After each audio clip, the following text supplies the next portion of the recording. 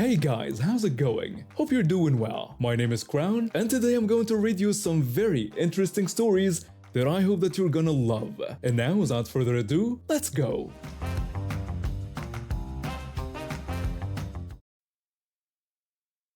I've been a vendor servicing grocery stores across the city for nearly 8 years now, restocking shelves and maintaining product displays. It's a job that lets me witness all kinds of customer interactions. And believe me, I've seen my fair share of drama. But today's incident really takes the cake. I was at this grocery store on the quieter side of town, doing my usual morning rounds. It was one of those peaceful mornings, when you can actually hear the gentle hum of the freezers because there aren't many customers around. The store had one regular checkout lane open plus 4 self-checkout stations, which was more than enough for the current traffic. I was organizing the cereal aisle when I heard some aggressive huffing and puffing coming from the front. Looking over, I saw this middle-aged couple standing in line behind someone who was loading their groceries onto the belt. You'd think the world was ending by their reactions. The wife started complaining loudly about the lack of open lanes. The cashier, this young girl who couldn't have been more than 20, tried to help by suggesting they use the self-checkout lanes instead of waiting. The husband responded rudely, saying he shouldn't have to do the cashier's job for her. 10 seconds. That's all it took before this guy's patience ran out completely. He muttered angrily that he'd do it, emphasizing his frustration with a fine. He stormed off to the self-checkout area, practically dragging his wife along. I moved closer to the front, pretending to check the candy display while watching this unfold. The guy scanned his first item, and wouldn't you know it, it needed cashier approval. The same young cashier walked over to help, and that's when he really lost it. He started berating her about the terrible service and complained about having to wait. While the cashier was trying to fix the scan, this guy spotted the cashier manager at the customer service desk, showing another employee something on the computer. He shouted, "Excuse me," so loudly that everyone in the store jumped. The manager looked over, confused, and asked how she could help. That's when he really showed his true colors. He berated the manager for having what he called a personal conversation and demanded she open a lane immediately, claiming his time was more important than their conversation. The manager gave him the most spectacular eye roll I've ever witnessed in my life, then told him to go to register 2 and she'd be there in a second.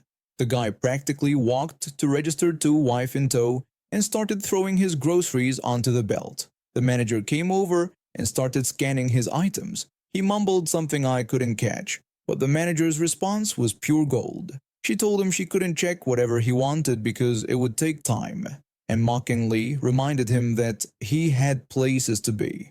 The guy just broke. His face went through about 5 different shades of red before he turned to his wife and told her to handle it because he was done. Then he stormed out of the store like a toddler having a tantrum.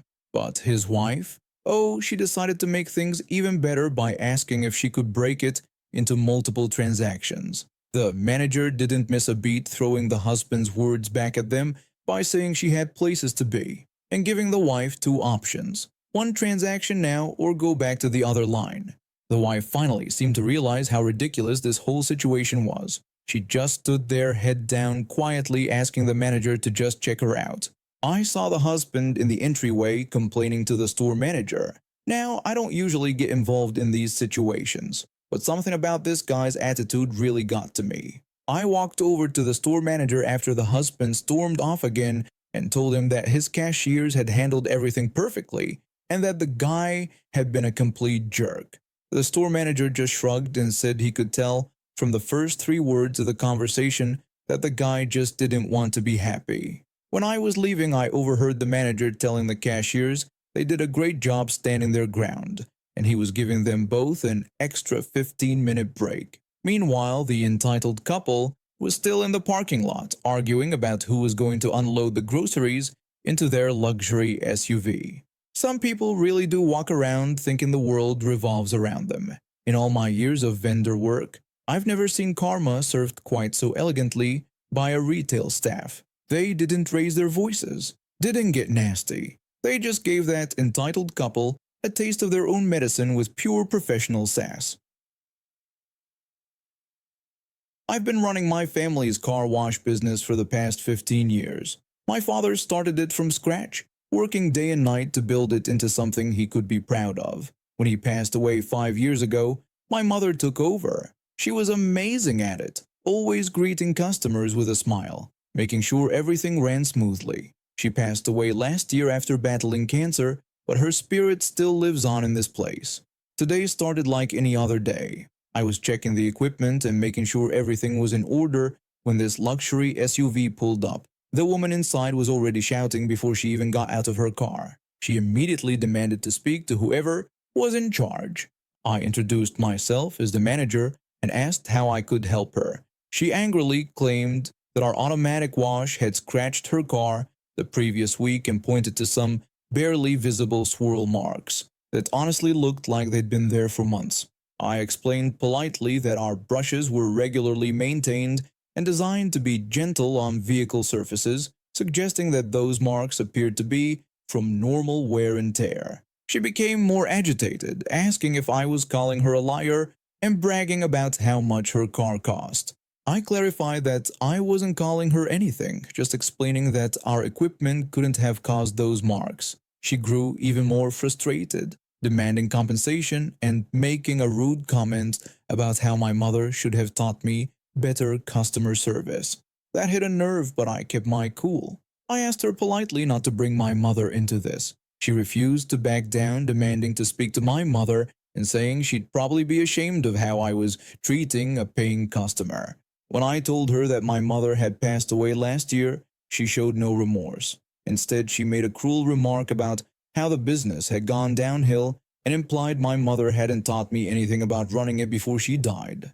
Something in me snapped. I walked over to the control panel and pressed a few buttons. With a touch of sarcasm, I told her she was right and offered to show her what my mother had taught me about customer service. The overhead sprayer suddenly came to life, dousing her expensive silk blouse. Before she could react, I activated the soap dispensers. Pink foam covered her from head to toe. She screamed at me to stop immediately while I mockingly asked if there was a problem with our service. She tried to run, but the concrete was slippery with soap. She stumbled around like a cartoon character, screaming and cursing. By this time, other customers had their phones out, recording everything. When she threatened to call the police, I invited her to do so, mentioning that I'd love to show them our security footage of her harassing me and insulting my deceased mother. She finally managed to get to the street looking like a rabid pink poodle. Cars were stopping, people were pointing and laughing, and I could hear several voices pointing out that they were witnessing a Karen in the wild. Someone from the coffee shop across the street started playing Car Wash by Rolls Royce on their portable speaker, and the whole street turned into an impromptu party. People were dancing and recording while she tried to maintain what was left of her dignity. She shouted threats about contacting her lawyer, to which I cheerfully suggested she shouldn't forget to rate us on Yelp. She tried to get into her car but realized her keys were still in my office, where she'd slammed them down earlier. The walk of shame back to get them, still dripping with pink soap, was amazing. I've never seen someone grab keys and run away so fast in my life. Later that day, videos of the car wash Karen went viral on social media. My business actually got a boost from it. Turns out people love supporting places that stand up to entitled behavior. The local news even picked up the story, and when they interviewed me, I simply said I was upholding my mother's tradition of providing memorable customer service. The lawyer she threatened to send never materialized. Instead, I received an anonymous letter a week later with a formal apology and a check to cover a month's worth of car washes. The handwriting looked suspiciously familiar, and the paper smelled faintly of pink soap. I've carried my HIV status with me since birth, a legacy from my parents that I never asked for but learned to live with. It wasn't just the virus I had to deal with, it was watching both my mom and dad slowly slip away before I even hit 13. My dad went first when I was 9 and my mom followed 2 years later.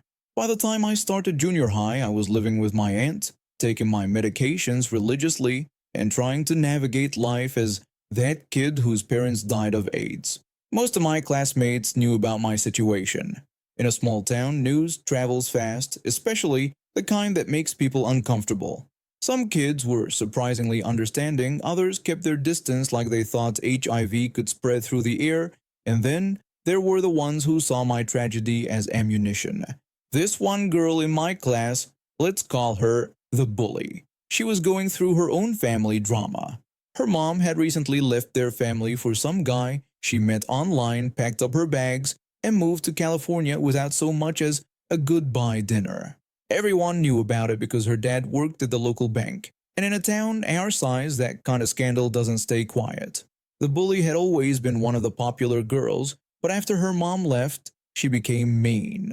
Really mean. The kind of mean that comes from a place of deep hurt. But that doesn't make it any easier to be on the receiving end of it. One day during lunch period, we got into an argument. I honestly can't remember what started it. Something trivial probably, like most junior high fights, but it escalated quickly. I told her to leave me alone, saying I wasn't in the mood for this today. She responded with a cruel jab, asking if I was going to cry to my mommy, then adding a mocking "oh wait," since she knew my mom was dead. I felt my blood starting to boil, but I tried to keep my cool. I called her out for being immature, telling her that making fun of dead parents wasn't mature at all. She started to say something about my mom but stopped mid-sentence. I challenged her to finish what she was about to say, daring her to continue with her cruel comment. The cafeteria had gotten quiet. Everyone was watching now. That's when she said the worst thing possible, that my mom deserved to die of AIDS because she was a trashy person. The silence that followed was deafening. I could feel everyone's eyes on us, waiting to see what would happen next. In that moment, something in me snapped. All the grief, all the anger, all the unfairness of everything. It all crystallized into one perfect response. I told her, in the calmest voice possible, that at least my mom didn't choose to abandon me. The words hit their target with surgical precision. The bully's face crumpled. For a second she just stood there, mouth opening and closing like a fish out of water. Then the tears started. Not the fake, dramatic tears she usually used to get her way, but real, ugly, painful sobs that came from somewhere deep inside. She ran out of the cafeteria, and I just stood there watching her go. A small part of me felt guilty. I knew exactly how much that hurt had to sting, but a bigger part of me felt relieved. Like I'd finally stood up not just to her, but to every person who'd ever tried to use my parents' deaths against me. The school counselor called us both in later that day. The bully wouldn't even look at me. Her dad had to come pick her up early because she couldn't stop crying. That was the last time she ever tried to bully me or anyone else about their family situation. Now at 40, I can see we were both just hurt kids lashing out. But unlike her, I never had a choice about my situation. My parents didn't choose to die, they didn't choose to leave me. And sometimes, even now, I think about how that one moment changed our dynamic forever. She learned the hard way that some lines you just don't cross, and I learned that standing up for yourself, even if it means being a little cruel, can sometimes be necessary. I was diagnosed with autism when I was 7. My parents were supportive and did everything they could to help me succeed. But our local public school system, not so much. This is the story of how their discrimination led to their downfall, and how I got my sweet bean-flavored revenge. I was in 4th grade when things started getting really bad. My main teacher was this woman who had it out for me from day one. From the moment she learned about my autism diagnosis, she treated me like I was some kind of manipulative mastermind, even though I was just being myself. She made my life miserable in ways I didn't even understand were wrong at the time. Instead of teaching me during certain periods, she'd force me to help feed the special education students. Don't get me wrong, I have nothing against helping others, but this wasn't about helping. It was about keeping me away from actual learning. I asked her if I could please go to math class, but she refused, telling me that staying there to help was more appropriate for someone like me. When I protested that I wanted to learn math, she just shut me down and told me not to argue, saying this was where I belonged. She would literally ban textbooks during English and math hours when I was present. She put them away and give me alternative activities that were way below my grade level. When I tried to speak up about it, she'd just yell at me. Once, when I had a textbook out, She demanded I put it away immediately. When I pointed out that everyone else was reading it, she yelled at me again, accusing me of trying to manipulate the situation. My parents noticed my grades slipping and how anxious I'd become about school. I'd cry every morning before leaving the house. That's when they started documenting everything. One morning, my mom came to observe the class. She had to fight for permission to do this. She witnessed everything, the yelling, the book banning, the forced feeding duties, all of it. My mom questioned why I wasn't in math class with the other students. The teacher responded that I was better suited for helping activities and needed to learn my place. When my mom insisted that my place was learning with my peers, the teacher dismissed her, claiming she didn't understand and that I was manipulative, insisting this was for the best. That's when my parents started building their case. They hired an education lawyer who specialized in discrimination cases. But while all this was happening behind the scenes, I decided to get my own little revenge. I had gotten these Harry Potter-themed jelly beans for my birthday. They were famous for having weird flavors, some good, some absolutely disgusting. I spent an entire evening sorting through them, testing them on my tongue just enough to identify the worst ones. Finally, I found it, the rotten egg flavor. It was perfect. The next day I walked up to her desk with the most innocent smile I could manage. I offered her a jelly bean, telling her they were really good. She gave me a suspicious look and asked if this was another one of my manipulative tricks. I assured her it was just candy that my mom got me, and I wanted to share. She took it, probably thinking she'd prove some point about how normal she was by accepting it. The moment she bit into it, her face turned green. She barely made it to the trash can before throwing up. When she turned back to look at me, she was raging. I just stood there, maintaining my innocent smile. She accused me of doing it on purpose, but I just innocently replied that it was just a Harry Potter jelly bean, and sometimes you get good flavors, sometimes you don't. She couldn't even prove I'd done anything wrong. After all, it was just a candy, and I had shared with her. A few weeks later, my parents' lawsuit hit the school district. The evidence was overwhelming. Documented instances of discrimination, witness statements from other parents and students, and even some teachers who had seen what was happening but had been afraid to speak up. The school district tried to fight it at first, claiming they were doing their best with a difficult student. But when my parents' lawyer presented the Americans with Disabilities Act violations, along with a thick folder of documented incidents, they knew they were done for. The district settled out of court. The teacher was forced to resign and the school had to implement mandatory training on handling students with disabilities. They also had to pay for my transfer to a private school that specialized in providing support for neurodivergent students while maintaining high academic standards. I heard that the teacher was having trouble finding work in any school district nearby. Turns out discriminating against a student and getting your school district sued doesn't look good on a resume. I thrived in my new school, where teachers actually taught me instead of trying to put me in my place. That jelly bean incident might seem small compared to the lawsuit, but it was my way of standing up for myself. And now we have reached the end of today's stories. Thank you for watching, and see you next time.